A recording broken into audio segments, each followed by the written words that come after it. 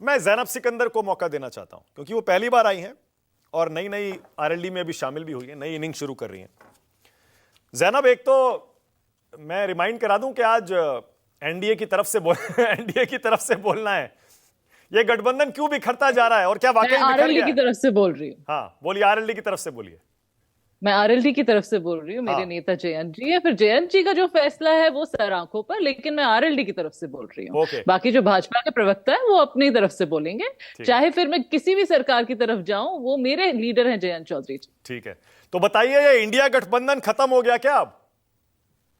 जी देखिए, जयंत जी जो औपचारिक रूप से अनाउंसमेंट करेंगे वो उनका निजी मामला है, वो डिसाइड करेंगे। मैं सिर्फ एक प्रवक्ता हूं, जो भी पार्टी लाइन है मैं वो ही बोलूंगी।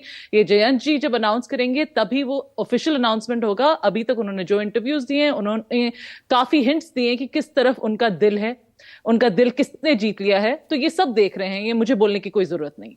क्या हो गया ऐसा फिर? वो उन्होंने ये भी बताया है कि वो क्यों इंडिया गठबंधन छोड़कर जा रहे हैं और क्यों गए। अब तो उन्होंने कह भी दिया हाँ हम एनडीए में जा रहे हैं। क्यों गए, क्या हुआ?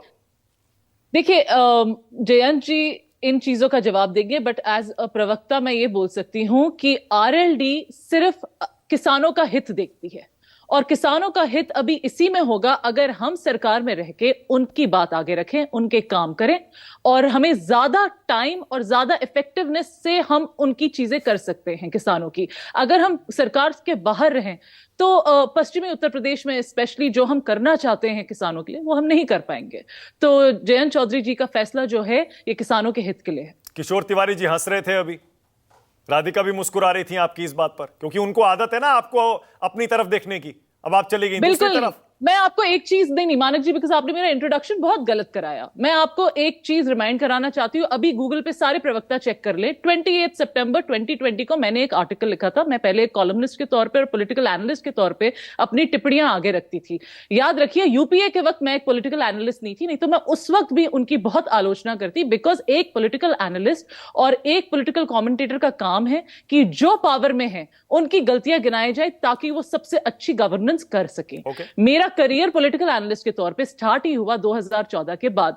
तो मैं आलोचना अगर करूंगी तो सिटिंग गवर्नमेंट की करूंगी। मुझे कोई भाजपा के साथ पर्सनल वेंडेटा नहीं है। नहीं, कोई नहीं, पहली बिल्कुल, बात हाँ, ये। हाँ, दूसरी बिल्कुल, बात ये है, हाँ। मेरा आप 27 सितंबर 2020 का आर्टिकल उठाइए, फार्मर प्रोटेस्ट पे है, और आप देखिए मैं किसकी आलोचना कर रही हूं।